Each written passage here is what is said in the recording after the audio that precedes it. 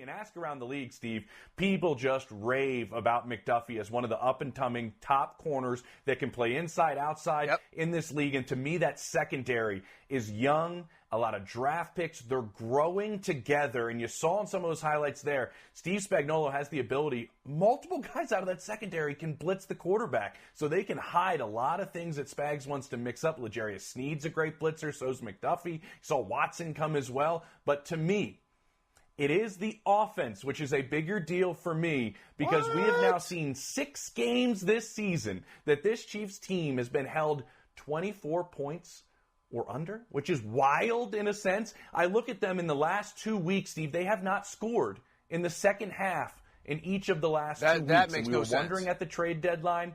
That makes no sense. We were wondering at the trade deadline whether they were going to make a move. They didn't make a whole lot of calls, to my understanding. They didn't receive a whole lot of calls. They were not active. They do think they're going to get out of this, maybe like they did in the past with the way their defense has played better as the year goes on. But to me, when a team goes and shuts down Travis Kelce, like the Dolphins did, was it 3 catches for 14 yards? Somebody else has to step up. There's been no consistency out there. To me, what stands out the most, they relied on a big question mark in Kadarius Toney. They wanted him to be their number 1 receiving option. They thought they could use him in a variety of ways. It just hasn't happened. I don't even think he's in the top 150 in receiving this season. I believe he has 20 catches for 127 yards. What I do think will help them, Steve, they haven't really used Jet McKinnon a whole lot so far. I think he's going to be an addition to this group down the stretch.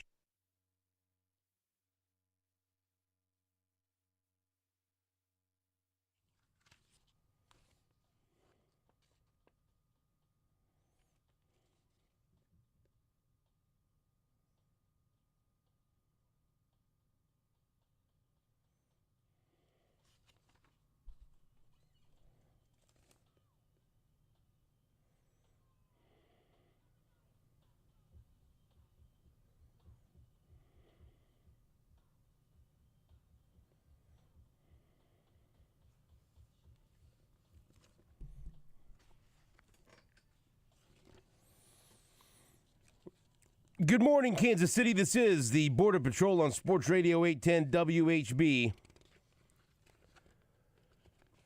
Stephen St. John and Marco Marquez in studio. Nate Bukaty on the road. Why didn't you tell me Nate was on the road? I would have prepared. Today, because Nate's on the road, we have some special visitors in studio.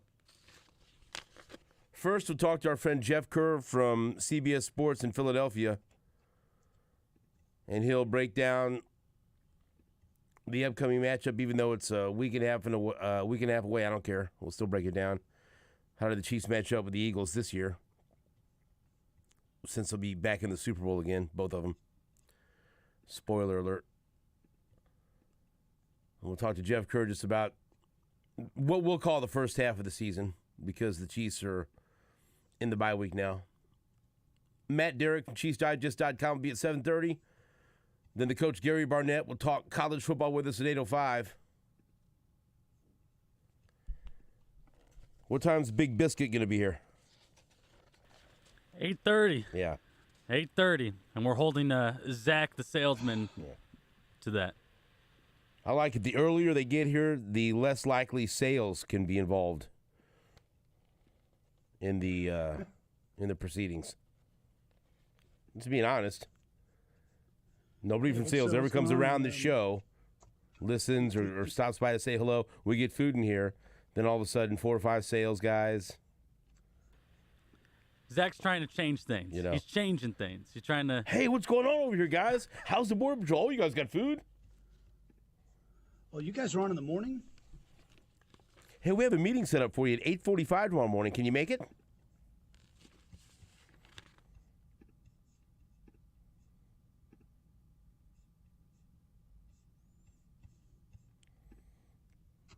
I hope people can see me smiling when I'm saying this. That means it's true. Nate's part of the sales department too now, found out yesterday. All kinds of stuff going on. Oh, boy. Nate, could you Marco, could you do me a favor? Could you go? I don't. Is Spirit Halloween still open? Yeah, I think, sometimes they stay open like a week after or so, right? Yeah, Clarence or something. Can you give me some of those funny eyeballs and put them in the back of my head, please? Why would you want those? Make sure nothing's going behind my back. You know what I mean? I'm on one today, brother. I come here filled with energy and angst. trying to take my daughter to her softball banquet. I'm getting my phone's blowing up from people here at this Union Broadcasting. Man, I'm like, can't they let me live? Dad, this is a family outing. Why are you talking on the phone? Well, honey, I got business to take care of. But we did have a softball banquet last night at Cascones. That was great. Ooh, Johnny's? Ooh, Cascones. Cascones. Cascones. Have you been to the Cascones? Cascones Great. in the Northland? Not the Northland. One on Metcalf. The Cascones. You got to go to the original. That's wonderful. My grandpa's favorite place. We had a buffet set up, and we had a full table of St. John's there. The only one missing was Richie because he had to work, but Phil was there in support of his sister. And he took it as a challenge, and it was never really declared that it was an all-you-can-eat buffet. But we figured, hey, everyone's gone through lunch. There's a bunch of food still up there. And he went back for number 2, a heaping plate. He put on a show. Even my dad was impressed. My dad looked over and said, wow. And then he ate the second plate. So apparently he had prepared himself all day long. And just, and just picked. And he went there to prove a point. And he did, to a lot of people. A lot of people were stunned. They almost gave him a certificate of participation just for the buffet last night. So it was great. But Big Biscuit will be here today because they said, give us the days Nate's not here. And Marco gave him a list, and okay, we'll pick that one. That one looks good. So you did know he wouldn't be here. I don't know. That's what you said. You said I didn't handle this with Big Biscuit. You did. Is that what you did? Did they ask about Nate's schedule? Did you try to make it when Nate was here? I had nothing to do with this. People are going to think that I'm the one that set up the Big Biscuit visit. Who picked the day? I picked the day. I picked the time. I worked through. Well, wow. I know. Well, when it feeds 3, but there's only 2 people. Yeah, that does work out better. Nah, it works out for the 2 that are here. Feeds 3, really? I'm not. Actually, feeds groups of 8 to 10. Oh, damn. Big Biscuit is delicious. And we'll tell you more about that when it gets here. Yeah, it's freaking, almost cussed, freaking phenomenal. Mike DePasquale. Mike's got this. Mike's got picks just after 9 o'clock. And then another special, I'm looking forward to this, another special visitor. So we live stream the first hour of the show. And I'm very glad of this because since we went off 38th the spot, I've had a whole bunch of people at remotes come up to me and say, what happened to you on 38th the spot? That was part of my morning ritual. And I said, well, they decided to go with news because there's so much good news in the world today. They want to spread it even more. And they wanted to get away from sports. And so it's news now. You can go and get a heavy dose of good feelings in the morning by getting some news for you between 6 and 7 a.m. on 38th the spot now. And so they said, well, that sucks. We liked watching you. And I would say, well, that makes me question your taste in watching things. But we are available via live stream on several platforms. Lebo watches us on YouTube on the live stream, and he can put that on his flat screen. You can watch it. I'm looking here. I just saw the feed on X, formerly known as Twitter. You can watch us there on the Sports Radio 810 account. You can also watch us on Twitch. Do not ask me anything about that, how to access that, what it is, or nothing. All I know is it exists, and we're on it. And then Facebook, on our Facebook, Sports Radio 810 Facebook page. So you can watch us on any of those live streams, and that makes it more convenient, I think. Because for a lot of people, like say, for instance, if you have YouTube TV, you didn't have access to 38 The Spot. And so, and maybe that changes now, I don't know, but people used to tell me that. And I didn't really, I didn't understand because I didn't have YouTube TV. Now I have YouTube TV, and I've seen the light. And, yeah, I don't think 38 The Spot's on there. But anyway, everyone's got access to X or YouTube or Facebook or Twitch. And so if you want to continue to make us part of your morning routine watching us, there you go. There you have it. And that's all made possible by our friends at J. Rieger and Company, Kansas City's original distillery, located in the historic Electric Park District, open for tours and tastings every day. Visit jriegerco.com for more details. And don't forget, there will be a special live recording of my podcast, Hot Mic with SSJ, tomorrow night, Thursday night, from 5 until 7 o'clock. We're going to have a special release for Mizzou fans.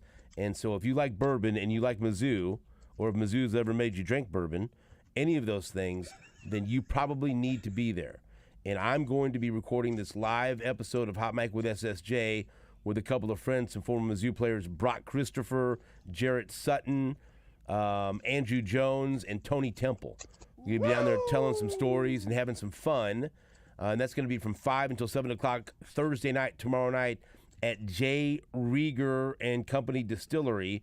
And there's going to be drink specials available. There's going to be some food available.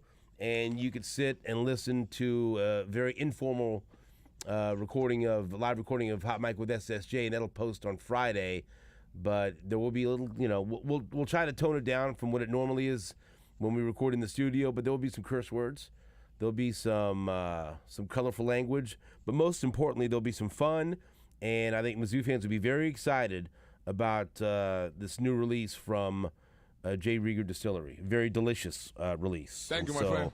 Come on down and join us at J. Rieger Distillery tomorrow night from 5 until 7 and say hello to Brock Christopher and Andrew Jones and Jarrett Sutton and Tony Temple and me, and check out Hot Mic with SSJ tomorrow at J. Rieger Distillery. And thank you to J. Rieger and Company for making our live stream possible, because we like doing that. Thank you. But anyway, can we do the live stream in the 9 o'clock hour, Marco? Or is that too much to ask? Are we good? No, we absolutely can. Because our friends from the Kansas City Zoo and Aquarium are going to be in studio with us. And so we're looking forward to that. And they always bring a friend or two from the zoo. And so today we will have an African gray parrot. An African gray parrot will be with us. So. That sounds cool. Well, hell yeah. They could be at 9:30? 9:30. How do you feel about a parrot being in an enclosed space? You okay with birds? Yeah, I don't mind that. Flying around? Bro, I worked at the zoo. I'm good. I had to hold a possum. I was not okay with that for a while. I used to feed snakes and hold snakes. Did I? No. Hey, man, I had to get over that because there was a program. Oh man, through when I was at UMKC, there was a program through Kansas City, Missouri Parks and Recs, where I applied to be what they called a Recreation Leader 3.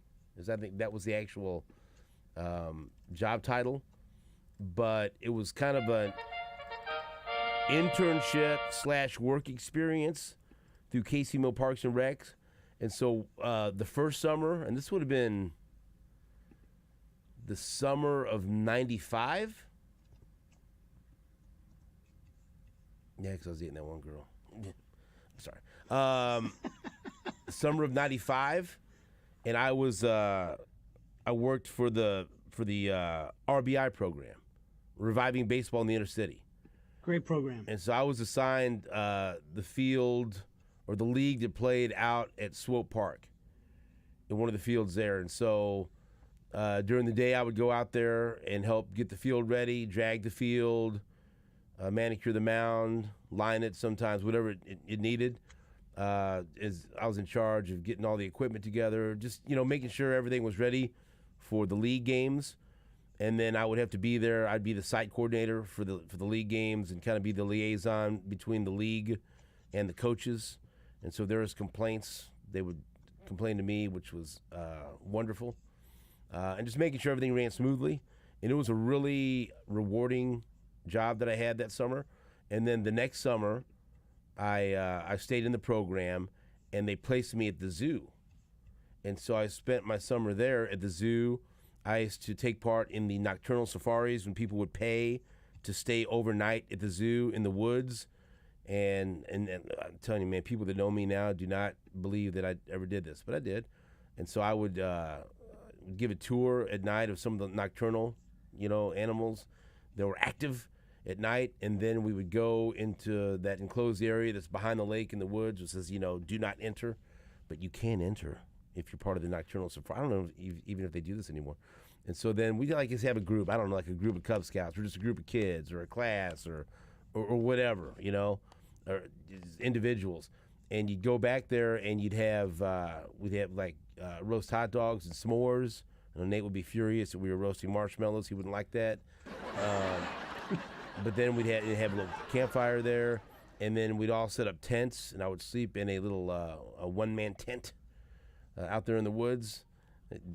Marco's living this. And then I'd get up the next day and go to we'd have breakfast with the chimps. And so then we'd set up and have bagels and cereal and stuff like that, and we'd watch as the chimps would forage for their food and get the food and have fun and watch them go out there and eat while we ate and watch the chimps. And then we'd give them another tour in the morning of the zoo, and that would be it. But then I also did, how they'd have those little huts that would say, next show at 4 p.m. or whatever. Mm-hmm. I'd be there, and I'd walk out with a snake and talk about the snake or whatever. And I remember I used to have the Madagascar hissing cockroaches, and I'd have them placed on my arm. No way. There's big cockroaches, and you touch them. Tss, Madagascar hissing cockroaches. They were my friends.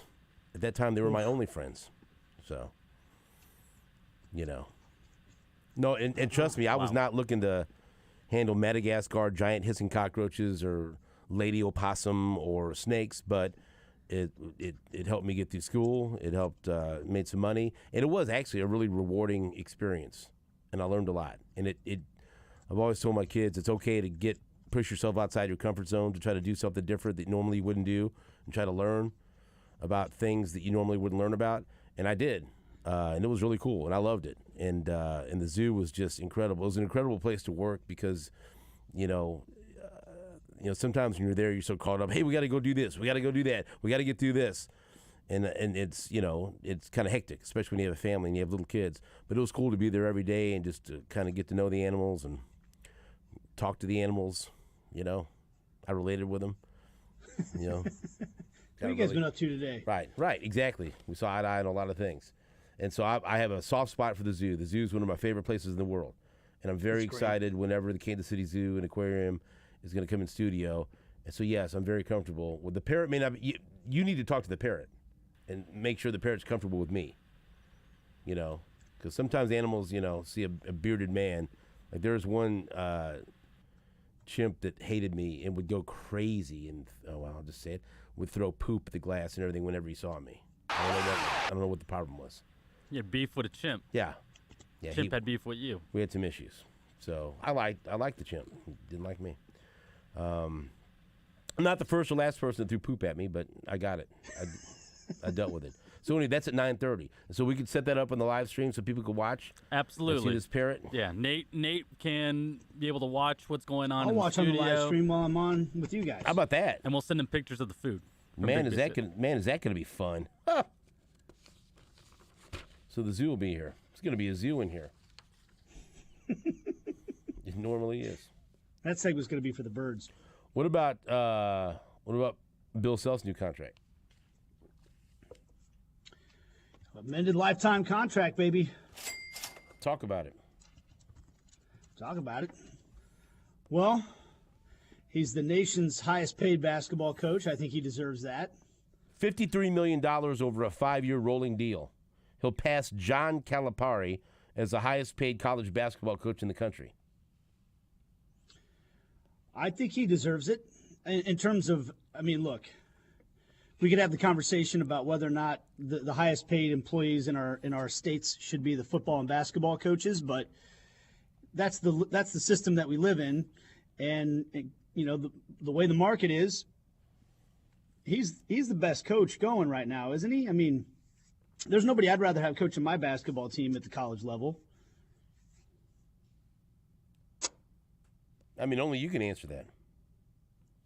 Yeah, that's how I feel about it. I don't know how many other Kansas fans would feel differently. I know back before he had won his national titles, there were people that I would hear KU fans complain about him and things like that, but it seems like that's all been shut up for quite some time now. And then, of course, you know, winning that second national title, I feel like if there was anybody left who thought they wanted anybody other than Bill Self to coach their team, I think those people all got shut up. So I have no problem. I mean, I'm glad they're doing what they can to make sure he stays around. To me, the only real threat would be him going to the NBA.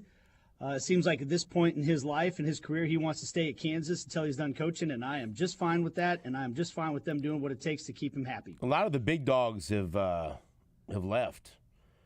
I mean, because like Jay Wright would always be in that conversation for me. Yep. Roy Williams, Mike Krzyzewski. What's this guy? Krzyzewski, I believe they said. What Mark? Oh, Krzyzewski. Okay, I got you.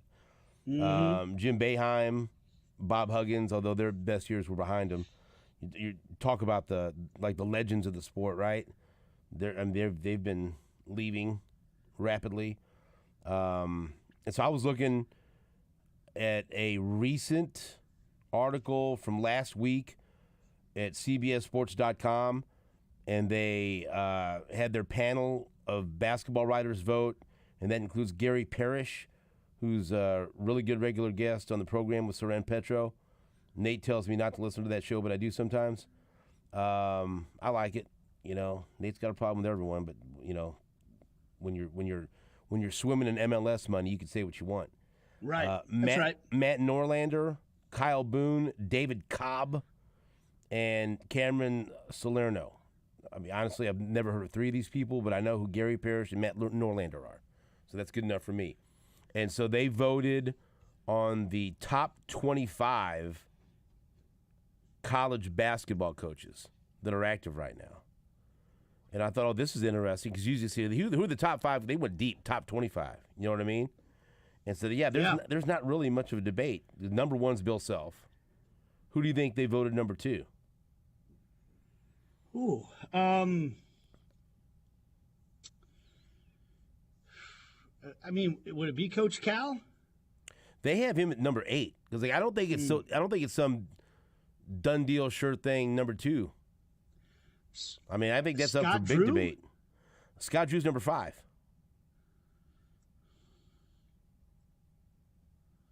Man. Mark Few? Mark Few's number 4. I mean, you're sniffing around. These are all good guesses. Yeah. You got your head screwed on straight this morning. Look at you. Do I? Keep going. I don't know, man. Keep going. I feel stupid that I'm not thinking of who would be number 2. He's got the best resume. I mean, next to Self, he'd have the best resume. Or maybe, I don't know. I'm not going to argue resumes. He'd be the... So he's a guy that's been around for a while. Yes. He's got some pelts on the wall. He would be the guy. Would be Izzo? Yes. Okay. Tom Izzo's 2. You're missing number 3.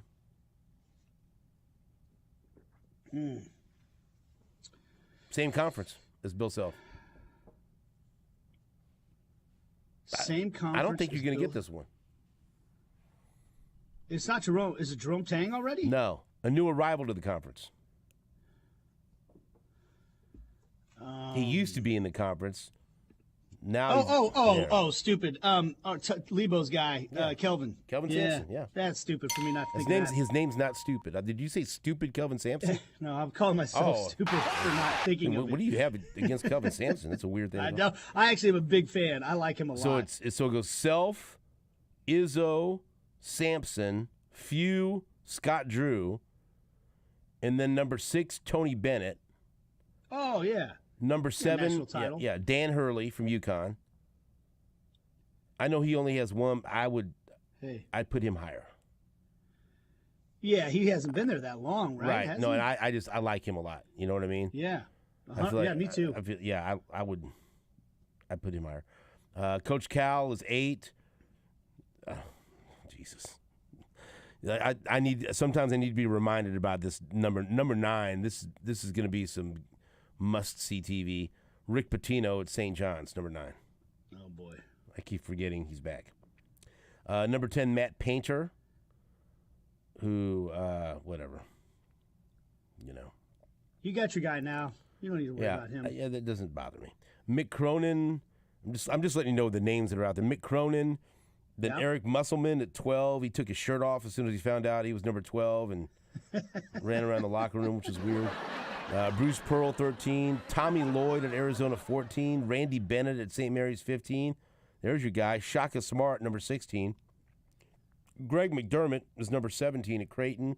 And then Ed Cooley is 18 at Georgetown. Nate Oates at Alabama, 19. I don't know. Rick Barnes is 20. Sean Miller at Xavier's, 21. Jim Larinaga at Miami's 22, and then round out the top 25, Chris Holtman at Ohio State, Brian Dutcher at San Diego State, and Buzz Williams at A&M. And then they did the top 25 and 1, and the and 1 is Chris Beard at Ole Miss. Wow. I don't know. I mean, if you think about all the high-profile, high-name, big-time coaches that have left the sport over the past couple of years, I mean, there's a lot of room for debate, You used to have a group where you knew Jay Wright was in it, you knew Roy Williams was in it. There was a certain group that had separated from everyone else, right? Mm-hmm. And then but like this, I mean, if you're just looking at resumes, it's like Self and Izzo, and then after that, figure it out. But I don't know if you're talking about coaches right now, expectations, what they're going to do this year. I don't think I'd have Izzo number 2. And I know they're ranked in the top 5 preseason, but of course they just got beat by James Madison the other night. But I don't know if I would have Izzo right now over Mark Few. I wouldn't. So that's not crazy for me to say that. I don't think so. I mean, it seems to me, and I have to go back and look at his overall resume, but it seems like a lot of it with Izzo is he had that run early, like the first 10 years or so he was at Michigan State, where they made the Final Four at least every 4 years. And I don't feel like he's had that kind of success here over the last several years. Maybe I'm wrong about that. Maybe my memory's serving me poorly. He's consistent. The fact. He's yeah. Okay. Yeah. They've made 25 straight NCAA tournaments. Yeah. And they're coming off their 15th Sweet 16 appearance under his direction. Yeah. So. But they haven't won a national title since that first one with Mateen Cleaves, right? And they haven't been making the Final Four like they did for a long time there. And look, he's a great coach. He's not a good coach. He's a great coach. But I just feel like for where they're at right now, if you ask me which guy do I want to if I could hire one of the two, I would hire Mark Few right now. Yeah, I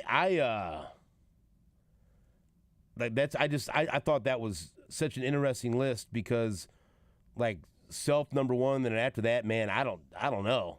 You could make a debate about any of those things. And I'm not even sure I agree with 4 or 5 of the names that are in the top 25. I just thought I'd ask you that and set it up, and it's pretty obvious, right?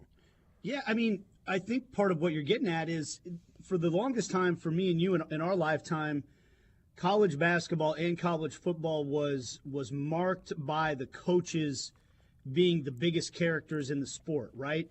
And these coaches were legendary figures that had been at their schools forever and ever and ever. Like back when we were younger, Norm was at Missouri forever.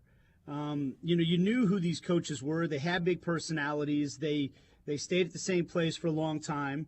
And you just don't – like a lot of those names you're listing off, there's a few guys there that have been at one program for a really, really long time, but there's just so much more movement nowadays, and maybe that's the money. If you have a couple bad years and you're getting paid a lot of money now, they just fire you. Also, coaches move because they can go get more money somewhere else. Maybe it's all those things, but because I'm thinking about the two guys in our area that I think I might take over some of the guys on that top 25 list going forward, but they're just kind of still they're establishing themselves. I mean, we'll find out what Jerome Tang is all about. But so far, looks pretty good, right? But he just doesn't have the body of work yet to be put on that list. I would say that Dennis Gates and Jerome Tang, within a couple of years, there'll be no question they should be on this list. Yeah, and I can tell you, I would take, knowing what I know now and understanding the way they are recruiting between Dennis Gates and C.Y. Young, Uncle C.Y. And look, I don't expect non-Missouri fans to be paying attention to what they're doing there as far as recruiting, but take a look, go take a peek, and see what he did versus expectations in his first year at Mizzou. See what he did in his previous stop in turning a program around. He has the resume, and everyone that I've talked to that's been around him, affiliated with Mizzou or not, have just flatly said he's going to be a superstar. As far as and the same thing that people say about Jerome Tang. I think we are about to see two coaches shoot up the ranks as far as college basketball between Dennis Gates and Jerome Tang. So you're absolutely right about that. And there's already several coaches, or at least a few of them, that I would take as a Mizzou fan, Dennis Gates over, that are on this list. So we'll take a break. I thought it was an interesting conversation after we found out the news yesterday of Bill Self's reworked contract. We will take a break. Back after this on Sports Radio 810 WHB.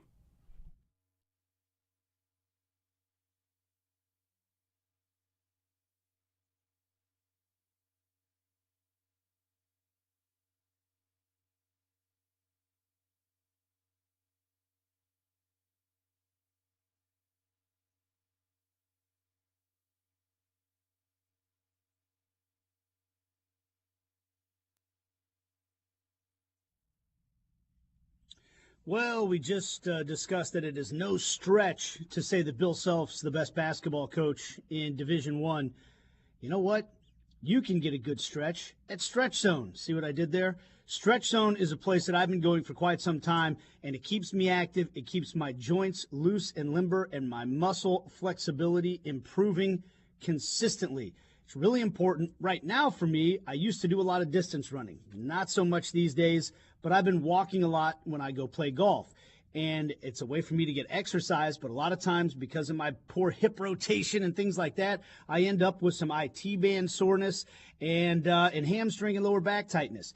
And when I go to Stretch Zone, they loosen all of those things up for me, and I get a better stretch because I don't really have to do the work. The certified stretch practitioners at Stretch Zone do the work for you. You walk out of there feeling better. You're able to keep doing the things you want to do in your life. And if you're an up-and-coming athletic performer, your performance will increase because your range of motion and your muscle flexibility will increase as well. They keep growing in Kansas City. Don't settle for the imitators either. Stretch Zone is the place to go. Stretch Zone. StretchZone.com. You can find the location nearest you and make an appointment and check it out. StretchZone.com.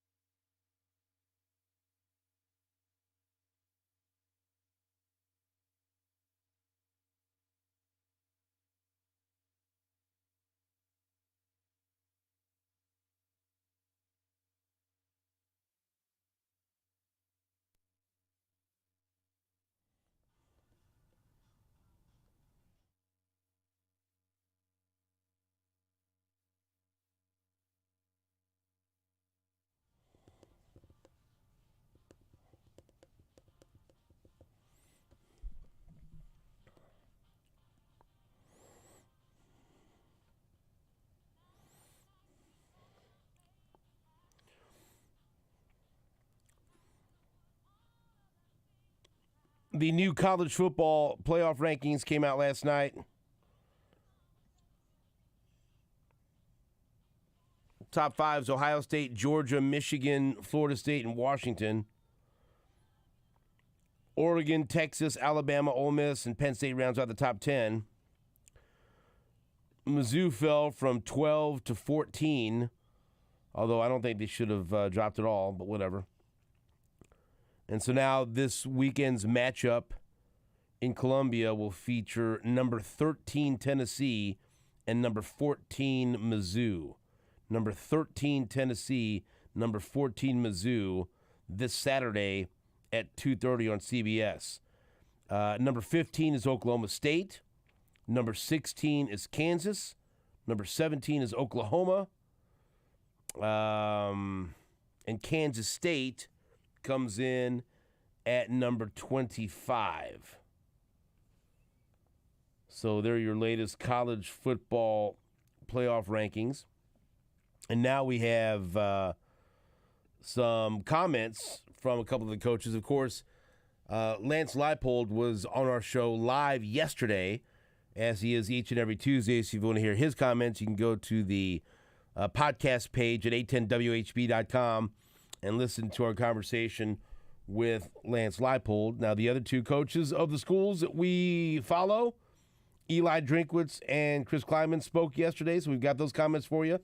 We'll start off with Eli Drinkwitz as Mizzou prepares to take on Tennessee in a battle of top 15 teams, according to the college football playoff rankings in Columbia, 2:30 on CBS, and Mizzou looking to bounce back from that tough loss to Georgia.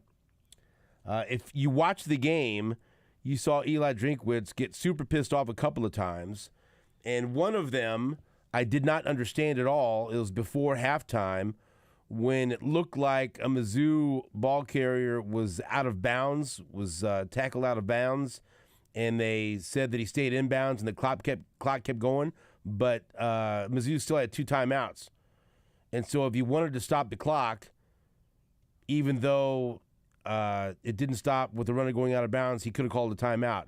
But instead, he screamed at the referee for about 30 seconds. And so it kind of felt like he was maybe indecisive there of whether he wanted to be aggressive or just go into halftime 10-10. Some people also suggested he was working the officials in hopes that they might get some calls in the second half. Didn't exactly work out that way. But, he was mad. But here's Eli Drinkwitz. He took a moment in the opening statement to talk about some of his conduct on the sideline in the game against Georgia. Also, after watching film, I'd like to take a few minutes to apologize for my sideline behavior and demeanor during the course of the game.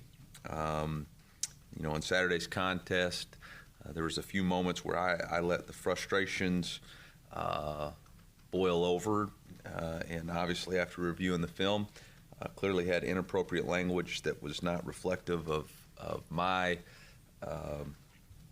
character, and I need to be better.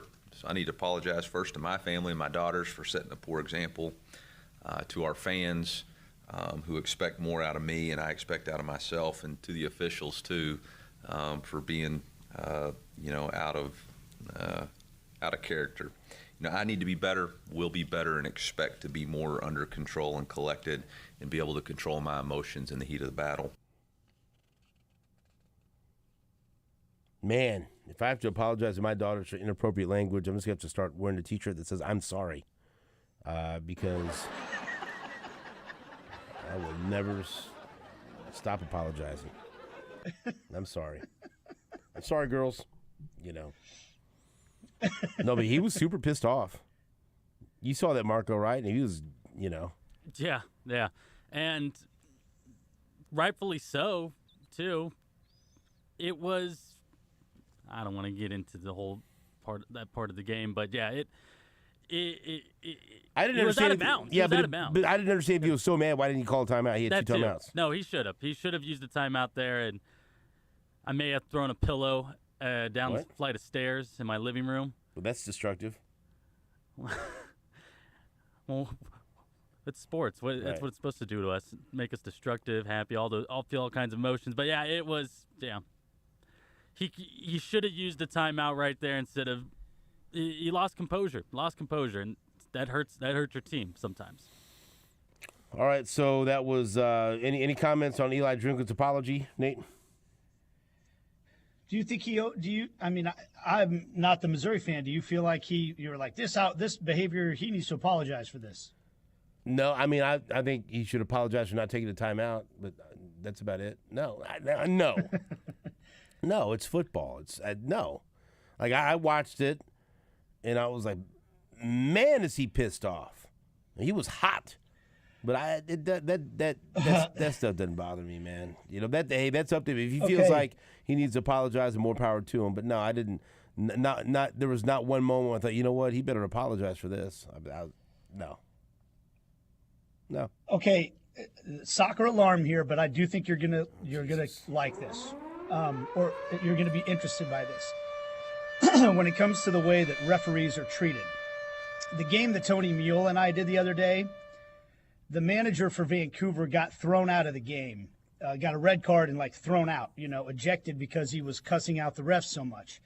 As he was leaving the stadium, he was firing double birds at the referees, he was past the goal and by the tunnel, and then he ran back out toward the field and was firing the double birds at the refs. And then after the game, he says, when the press conference starts, he asks if everybody's recording, and he says, well, if the ref Tim Ford ends up found floating face down in False Creek tonight, the cops might come looking for me. I would say that's too much. That's something you should apologize for. He needs to be suspended.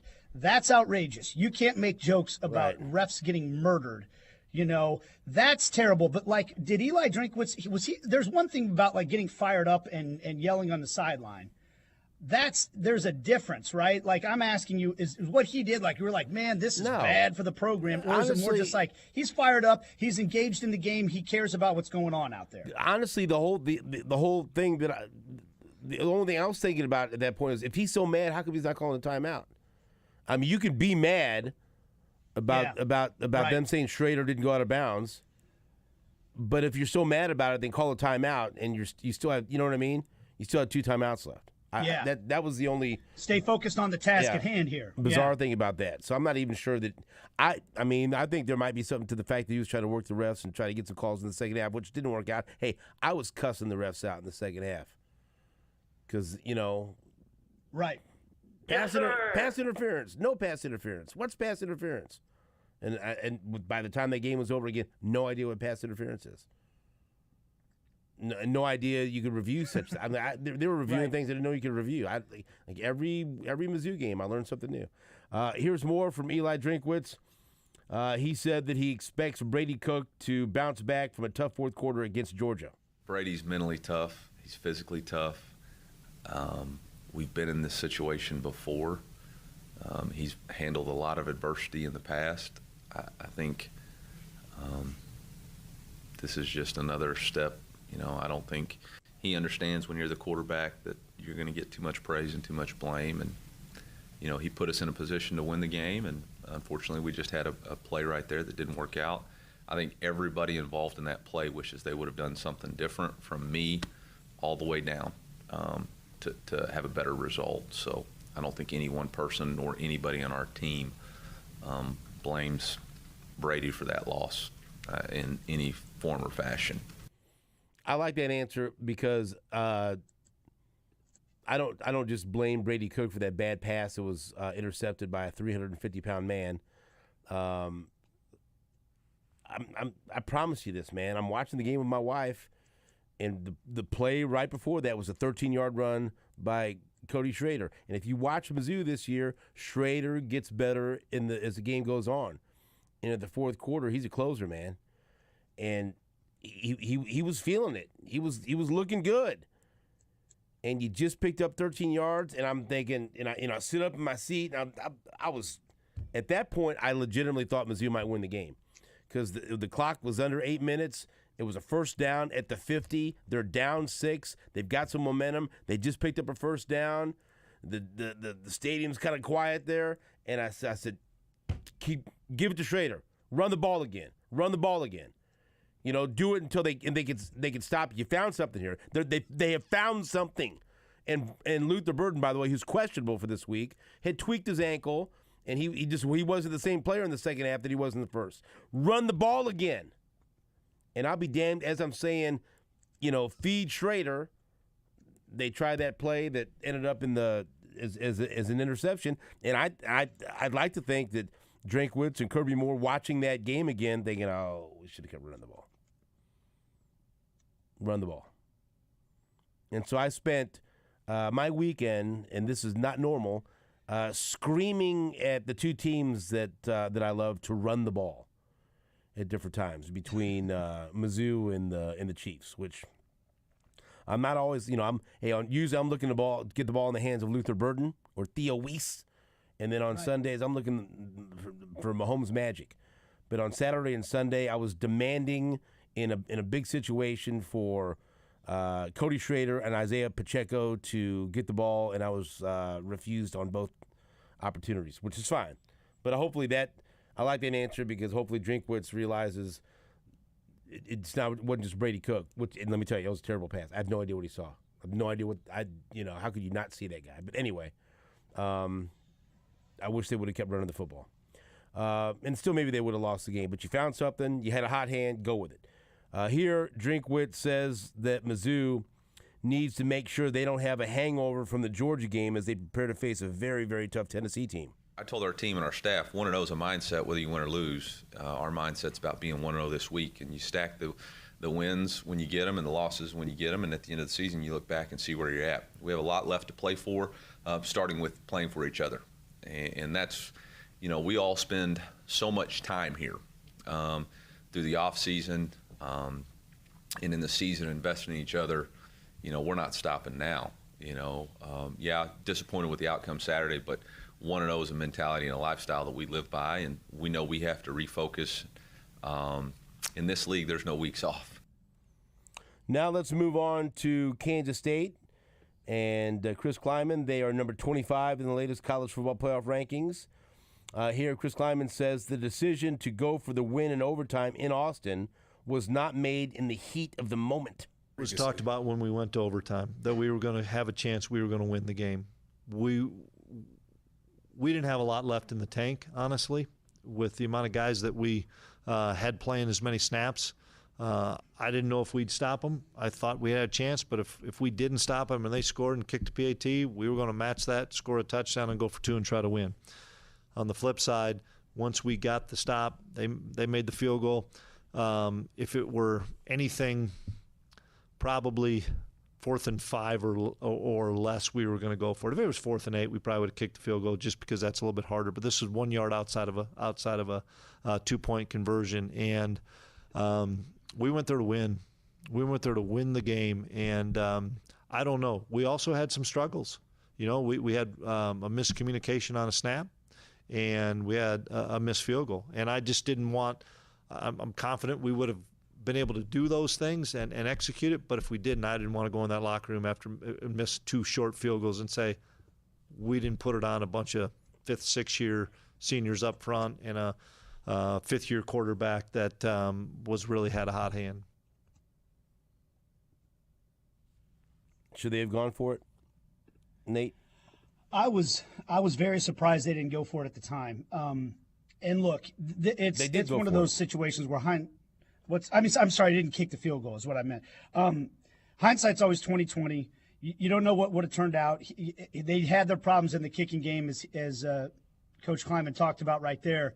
But, when he says that we knew what our game plan was before the game, I think you have to always have a game plan. I think I would rather have a coach that has a game plan and, hey, if it ends up in this situation, this is what we're going to do.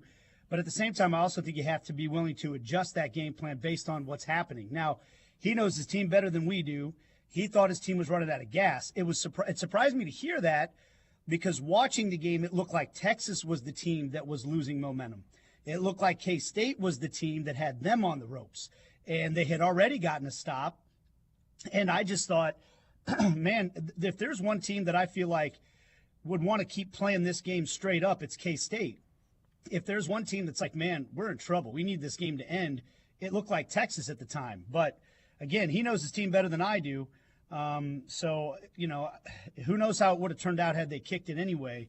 But at the time I was watching it, I thought, well, surely they got to kick this and keep playing because they're the better team right now than Texas is. All right, let's wrap up with one final clip from Chris Kleiman. We'll play the last one, Marco. Coach Kleiman says, got to put the Texas loss in the rearview mirror as they get ready for this week's game against Baylor. Biggest thing for us now is we've got to move forward. We always talk about how you respond. Well, this is a little bit different. We had a top 5 team, in my opinion, on the ropes. They made some plays down the stretch and found a way to win. Hats off to them. Now we've got to be able to move on. We've got so much story to write in this season and so many more things to accomplish and some awesome opportunities. And the first one starts this Saturday.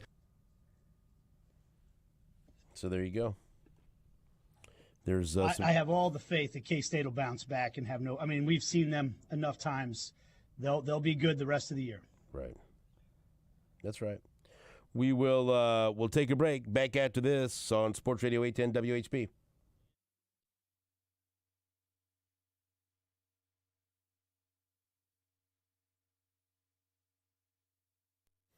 Hey, Kansas City, Stephen St. John here for my friends at